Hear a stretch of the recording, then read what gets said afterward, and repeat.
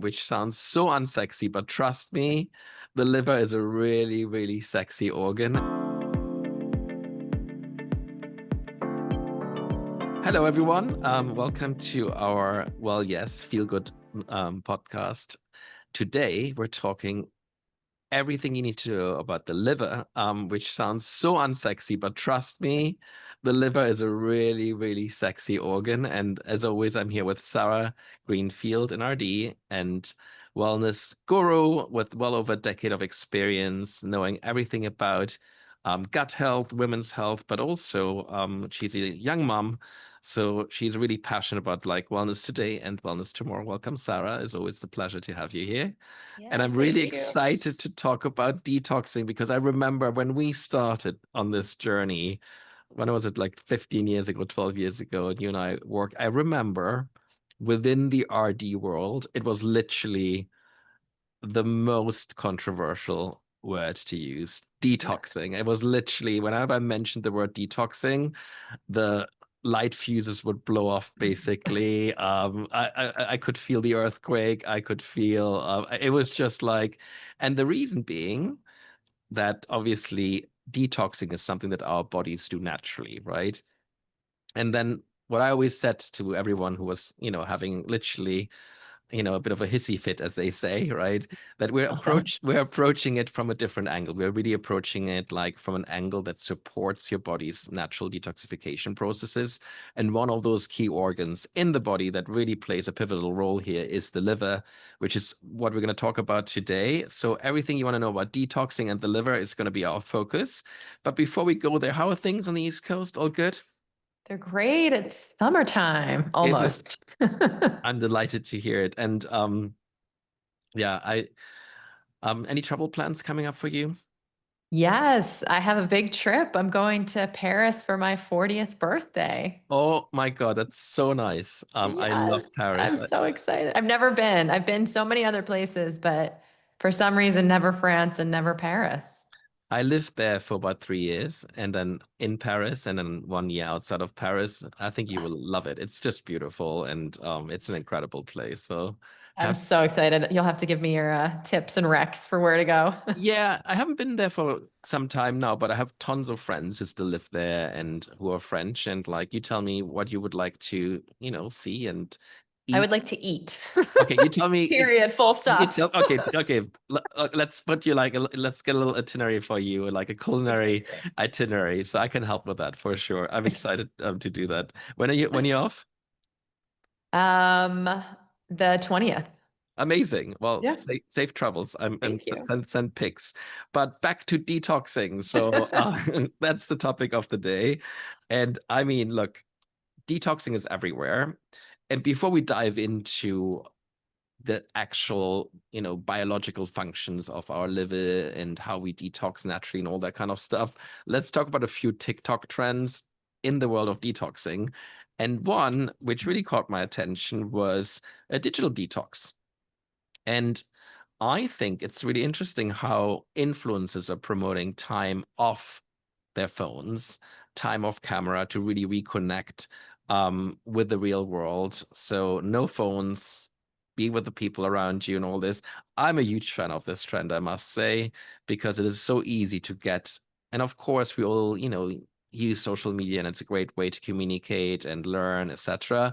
But also sometimes you just get, sucked into this vortex of like information and overload and stimulation. And it's like, Yeah. have I been watching for the past 8 hours salary videos? I mean, it's just sort of like, it's really interesting. What's your thought around digital detox?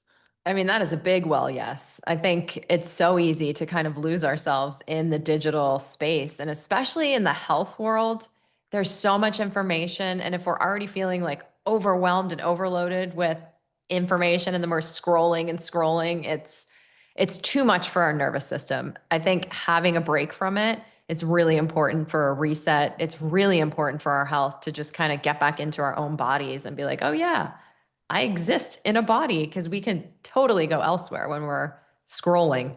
I agree. And I also find it, and that's something I really noticed, I don't know about you, but like my attention span has just shortened, to be honest. And like when I sit down to watch a movie, um, I never had this tendency before, but like I constantly hit the fast forward button because I just Yeah, want to get through the plot faster and like I know it's coming and I just don't, it is and I think it's probably the result and probably a sign that I really need a digital detox. So I'm a big fan of this trend. And it's also it's like this sort of like this dopamine trend. Have you seen about that one, the dopamine detox trend where people try to find new ways of getting dopamine release, for example, like reading, writing, time outside, hugging a tree, whatever it takes, right?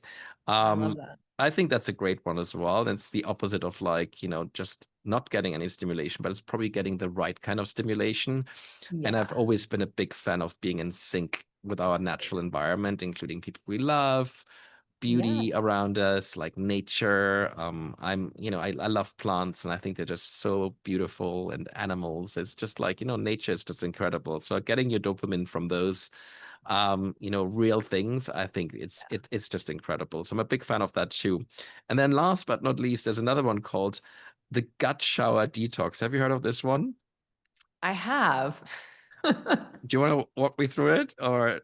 I believe that it's using chia seeds. So you Mhm. take a certain amount of chia seeds, water, and it's meant to kind of cleanse and shower out your gut, which I have opinions on that. I think it's cute. I like the name of it, but that's kind of where it stops. Like chia seeds are great, but this idea that it's going to like do a full, like there's so many other things that are so much more effective that would really, if you want to get things cleaned out, I can give you some better stuff than chia seeds. What's your gut shower go to? Senna. Okay. Like the I, smooth move tea, that to me is like top notch. If you need to get things moving, Senna is amazing. Magnesium, like there's so many things that can really kind of just clear things out. But again, if the trends like this is when remember when celery juice was you know about celery juice. That was of really course. trendy. I would go into Whole Foods and like literally the celery was all gone. And I was like, what is happening? Um, but it's Yeah, at the I, end of I the thought day, people bought lots of hamsters, and like it really wasn't that. yeah, it was this obsession. But like when it's coming down to like putting good foods in the body, I'm kind of always like, it's good. If people are eating more celery, great. If people are eating more chia seeds, great. I think it's a cute little name. And It it's is, it fun. is cute. I agree with that. Yeah. All right. But all these detox conversations has made us think like, let's do an episode purely focused on detox and maybe be even more focused and talk about the liver, which plays an incredibly important role when it comes to like our natural detoxification processes. So why don't we start with the basics, which I always love to do is like, what does the liver actually do? Okay. So the liver is our general, we have other things that detoxify our body, but basically what happens is when we're exposed or taken something that's toxic, our liver breaks it apart, puts it back together so that it can become water soluble and then excretes it.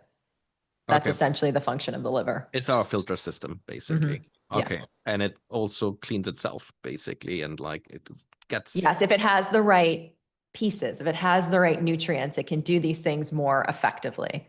got it. And it's also like a very big organ, I believe, right, within our body. But Yeah. the one thing is that true that the liver has actually the ability to regenerate itself? Because I'm really interested in that piece, and is that correct? Yes, it can regenerate itself up to, you can lose up to 80% of your liver and it can regenerate. Isn't That's that amazing? well, how does it do that? Because I think, another topic, which is like probably a conversation for another day, but like longevity is a big topic and the ability to regenerate yourself, right? Like healing. I mean, regeneration means that you're Yeah. healing basically cells, right? Yeah. So, do we know how the liver does that? And are there any, you know, learnings for, other areas of health and wellness? Well, essentially, the main function or the main cells that are doing that are the hepatocytes, and those are liver cells that are just highly replicatable. So they can, if there's damage, they can replicate themselves. And we do this in a lot of different places as well. Like the gut lining turns over pretty effectively. If you have a cut, that's another way where we can actually see like skin regeneration Yeah. is, the body cells turning over, but the liver is the one that does it at just kind of the highest capacity in our body. That's so interesting. And what does the liver do for us, right? You mentioned that it filters out these toxins, but there are probably other things as well. We're breaking down. Does it break down foods? Does it convert them into energy? Like what's happening in addition Yeah. to detoxing us? Yeah, so it's another way to think about it is also it also stores and converts energy. So glycogen, which is our stored form of sugar, is stored in the liver. The liver can also convert energy into either sugar or fats. So it has that ability to actually make decisions with what does the body need, and then how do I create that and make those stores. And I mean, there was a recent study actually that was done, I think it was done at Penn, that looked at genetic variants in the liver. And it's interesting because it correlates to metabolic disease.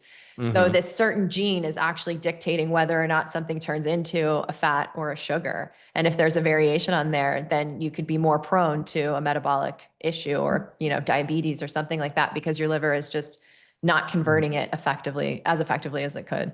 And you mentioned issues like what is a symptom for an unhealthy liver? Are there any signals that our body can give us that we should pay attention Yeah. to?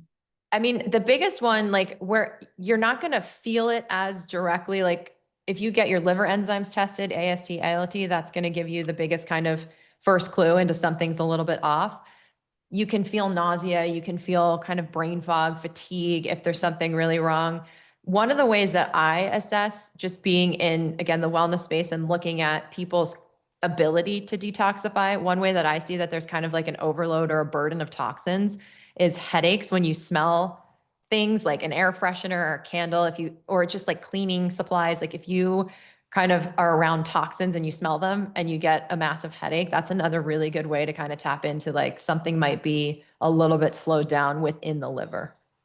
That is so interesting. I will really pay attention to this because yeah, I can see the logic. Obviously, any Yeah. form of toxins can be in the air, they can be in our water, they can be In in our cars, that's another one. Like there's this thing I saw on the internet also of like people getting sick when they buy new cars because there's so much off-gassing and toxins in a new car. And then they get rid of their car and all of their symptoms go away. And I'm like, I mean, it sounds silly, but it's like there's something to that.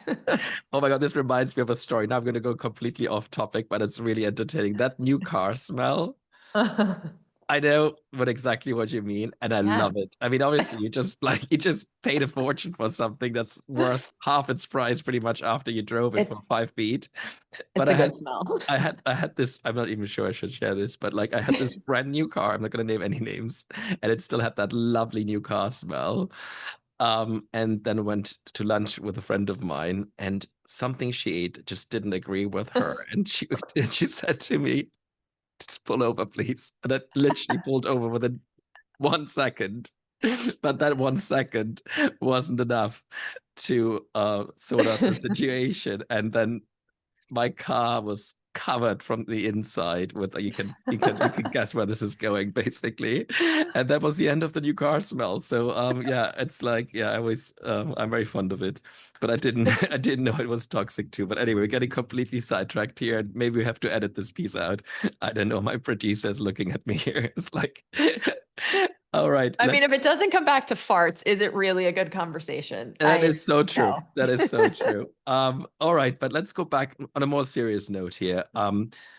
If we want to support the liver, right, because we understand how important it is for our natural detoxification processes, are there any foods you recommend specifically that can help here?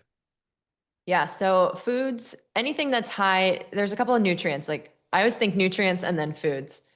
So B vitamins, those are really important we talked about the two phases of liver detox that helps with the breaking down and then putting the toxins back together so we can eliminate them.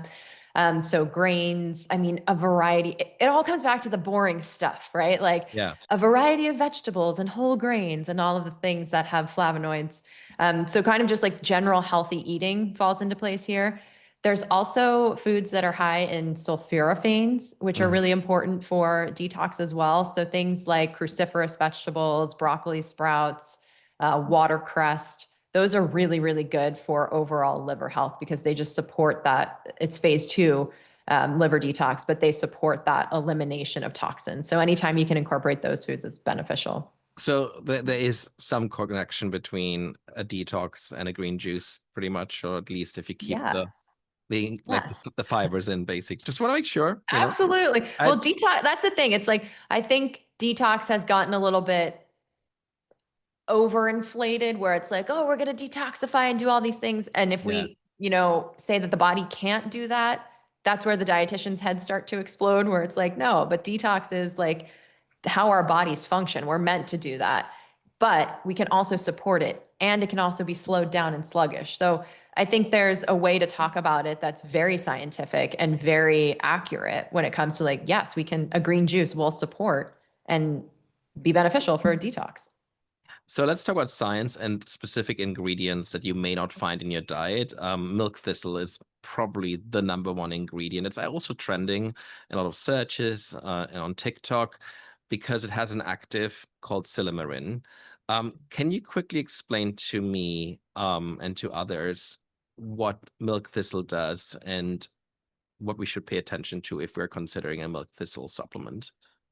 Yeah, so milk thistle, the way that I always describe it and think about it is it helps our bodies make more glutathione. And glutathione is like the large master antioxidant. It's Mhm. really helpful at clearing out free radicals, things that are damaging to the body. Going back to that detox, it helps us move those things out. But it also is really impactful on that liver regeneration and supporting all the phases of liver detox. So it's a really critical compound that we need to get in our body, and milk thistle helps our bodies make more of that.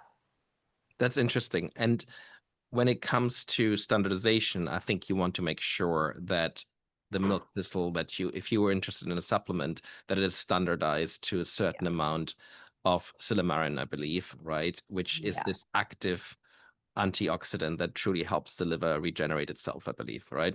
Yes, yes. You want to look into it's the same kind of thing as like turmeric and curcumin. You want to look at that metabolically active compound in the right amount so that you're getting the effects and you're getting that boost in glutathione. And how much milk thistle would you recommend on a daily basis? And would you recommend it for a long period of time, or are you more of this, do you have more of a perspective on taking it for, say, a month, 2 or 3, and then, rotate something else in?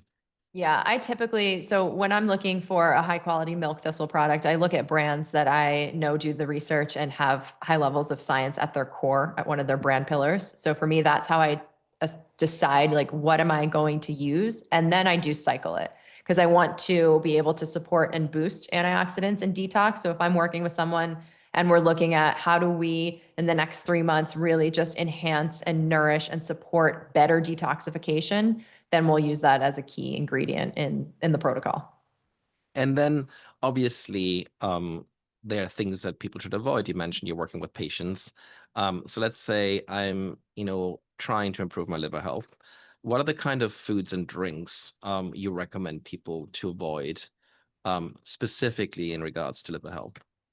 Well, actually, I kind of start with things that are more like foods. It's kind of like, the ultra processed foods, alcohol, things that are putting strain on the liver, anything with food dyes, anything with coloration, like the general things that you would avoid when you're being more healthy. I think what's interesting is taking that a step further and looking at like candles Yeah. and scented detergents and air fresheners in the car. Like those things to me are really important to look at. How much exposure are you having in your day to day or Yeah. in your own environment that is actively putting burden on your liver? Because those toxins as well, like skincare products, that's another really dirty place that these Yeah. toxins hide that you can You're clean right. up.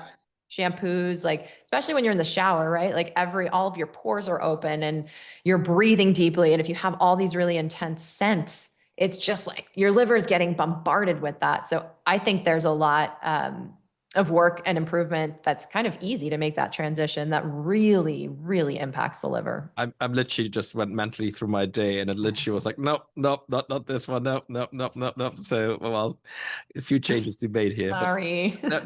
no worries. I love candles that have a good scent. I I always mean, ruin that for people. They're like, no. And I'm like, the detergent, man, the laundry detergent. Like, if we can change that to something that's essential oil scented instead of, these chemical, I mean, they smell amazing. I get that. And it just really does a service to our body to decrease those exposures. how about are there any habits you think one should incorporate to help the liver, or maybe incorporate or stop doing things that are not so good for the liver? For example, stress, right? I mean, we live in a high stress environment. There's just a lot happening in the world, but also like we have jobs, things are getting expensive. I mean, it's just nonstop, isn't it? So, is there a correlation between liver health and stress? Yes. From a nutrient perspective, when we're stressed out, we burn through a lot of our B vitamin stores. And as Uh-huh. I mentioned, within that phased liver detox, B vitamins are needed for both phase 1 and phase 2. So if we have high levels of stress, if we're depleting all of these really critical B vitamins, then it's going to deeply impact our ability to detoxify. And also, with so many toxic exposures every single day, we need our livers to be functioning at a high level. How about sleep? I mean, is that something? Yeah, I mean, sleep, it's all the foundation, like decreasing stress, moving your body, sleeping well, eating healthy foods. That's all going to like greatly impact your liver. And getting good balanced sleep is detoxifying in itself. That's when our body is clearing out dead cells and repairing things. So the liver plays a role in that, and sleep is going to enhance your capacity to be able to move through all of these Yeah. detox processes. And I would imagine vaping, smoking is absolutely terrible for the liver. There's so many toxins there. We don't even have to go there. But let's talk about the elephant in the room, which is alcohol. I think most people associate liver health with alcohol. Yeah. Um, does it mean no more margaritas, no more wine, or is there like a happy medium somewhere? And is that true, or Yes. is like No. I'm just curious. I'm just curious, like because always obviously you always think it's like, does a certain industry promote benefits? Like, for example, this whole conversation on polyphenols in Yeah. wine. Yeah. We know it's sponsored, and nothing against these universities, but they're close to agriculture in like wine country, for example, right? And but I think there are benefits, right? So I'm just curious what your perspective is on this. Like, how bad is alcohol and how much is too much? I don't think alcohol is inherently bad when it's used in moderation. So if you look, I mean, it's a huge part of European culture.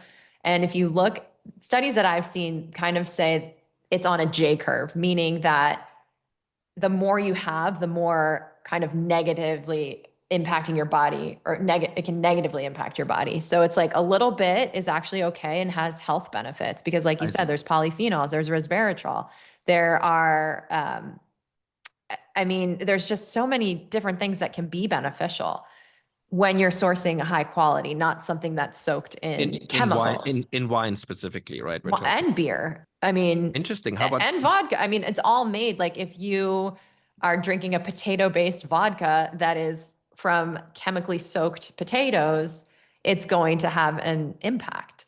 So it does, it's like everything. You have to really look at what your body can tolerate and the quality of it. But and a little bit, to me, if you can tolerate it and you feel okay, a glass is okay because our liver can process about 1 glass of alcohol per hour. okay, that's a lot of glass of alcohol for sure. I mean, Yeah, I mean, you can just spread it out throughout the whole day and but for those that think, okay, I'm like, I think the general recommendation is 1 glass per day, right? And or maybe two, but that's pretty much it. But let's say people have a little bit too much fun, and they want to give their liver a break. How quickly should I expect the benefits of just going dry for a week or 2 or 3? I mean, do you have a perspective on yeah. that? Yeah, so the research that I've looked at, it varies. It depends on the state of your liver when you stop. But the liver, as we talked about, is highly regenerative. So it can be a couple weeks where you can actually start to see the liver regenerating and things kind of coming back online. So it's pretty quick. That's interesting. And let's pivot for a second to a benefit that I wasn't aware of, but I'm really interested in. Like in traditional Chinese medicine, the liver plays a very important role to also regulate your emotions, your blood, and your reproductive health. What's the point of view in the Western world on liver health and women's reproductive health? That's a good question. I don't know if there is. It's it's interesting. When it comes to women's health, I feel like the research is kind of far behind what has been standardized and accepted because most of the research has been done on men. So I when know. we look at just women's health in general, like we're just learning things about perimenopause and menopause that are like just coming to the surface now that we've never studied. So as far as the recognizing the liver's correlation to women's health, I think it's there, but I don't think it's super, like I haven't seen a lot around that. And then there's a reverse, obviously, correlation between, there are a few studies which I really want to discuss with you. So if you suffer from irregular periods, there's a higher risk of non-alcoholic fatty liver disease. There are a few studies that came out there. What's your perspective on that link? Because now we're talking about, it's almost like the other way around, basically. Or maybe it is like, is it a correlation that we should tap into? And I think you made a really good point about before. There is so much need to do more research within women's health. Women's have been excluded from clinical research for decades, and it is. I hope that funding is not going to be cut because it is so important to keep So the important. research going and to really deliver a deeper understanding on women's health. But let's go back to these studies here. Do you have a perspective around like non-alcoholic fatty liver disease and period health? I mean, it to me it comes back to that metabolic piece that we were talking about where the liver is able to kind of make those correlations and decisions between energy regulation and saying like, okay, we're going to create or store sugar versus fat. And if we're kind of stuck in this path of storing too much fat, we can see that fatty liver start to kind of come to fruition. And when our hormones are dysregulated, everything kind of gets out of whack. And then I also think like backwards, it's like, why are we having dysregulated periods? Is it because we're not having adequate protein intake and we don't have the building blocks to actually make the protein? Is it because we don't have that support for the liver with the nutrients that we're taking? How's the integrity of the gut looking? Because a lot of hormone issues are downstream of the gut. So it's always hard for me to pinpoint and say like, yeah, this is correlated to this because there's so many other functioning pieces of the body that we can't kind of like dismiss. That's where it's always hard in the health and wellness world to be like, that correlates to that because why is there an irregular period? Are we on birth control that has depleted our nutrient status? Is it because stress levels are high? Is it because protein intake isn't high enough and the gut's off? So those are the questions that I have. And I think this is always the issue, right? When you look at science, we try to isolate one Yeah. one piece, whereas our bodies, as we just learned, are these amazing systems, if you will, right? And the liver being part of this system, being our natural filter. And I think it's just keeping everything in sync. And Yeah. maybe this idea of like everything in moderation is Yeah. a good approach. So don't lean in too much into a trend. Yeah. And really think. Unfortunately, it's not sexy. That's like I always say, like, as a dietitian, I want to like get all this research and knowledge and like find the newest thing. And it always comes back to, are you sleeping? Are you eating well? So I think it's really important to have these conversations too, just to unpack like how do we think through the research and how do we think through the implications from that and create actionable steps for ourselves to improve irregular periods or to support our liver that doesn't kind of go too far or not far enough. Like there's a very fine line to walk. I find this so fascinating and I learned so much. Thanks as always. Let's go into our segment about wellness trends and wins and fails within the wellness industry. What is your well yes and your well no this week? Well, yes. Ugh. I don't know. I had one and I forgot it. I could jump in it. I'm sure it's Yeah, going why to don't come you do back. it? I'll see I what actually pops have in. two well yeses this week, and I'll tell you which because you mentioned sleep, and I did, when was it? About with the whole company, we went to do a sound bath and we did breath work. And the two things combined, first of all, for if you haven't done breath work, it is so hard. Did you get the crab hands? I had like cramps in my face at one point and like I felt dizzy in my head. It was really intense. And chapeau to all of these, people who practice it over and over again. But it's incredible. And then we concluded the day with a sound bath. And I tell you, I typically wake up quite early in the morning. That's, I guess, part of like getting older, right? But I slept so well, and I think I slept well past 10 a.m. in the morning the day after. It was a Saturday, and it was probably the best sleep I had like in a Yay. decade. So huge win on both fronts, like for breathwork and a sound bath. So these are my well yeses this week. My well, yes, will then follow that and flower essence. That is I love flower essence, incorporating them into my day to day because it just feels very like energetically nourishing and it's fun. So that's my well, yes. Awesome, love it. Let's do our RD rapid fire. And as always, rate these wellness trends or items on a scale of 10, with 1 being not so great and 10 being absolutely fantastic. So let's get started here. Castor oil packs. Ooh, love. 10. All right, okay. Milk thistle. 10. Green tea. 10. Champagne. Well, we're on a roll here. Champagne. I hope that's getting a 10, specifically for your trip to Paris. 4. All right. Coffee. 5.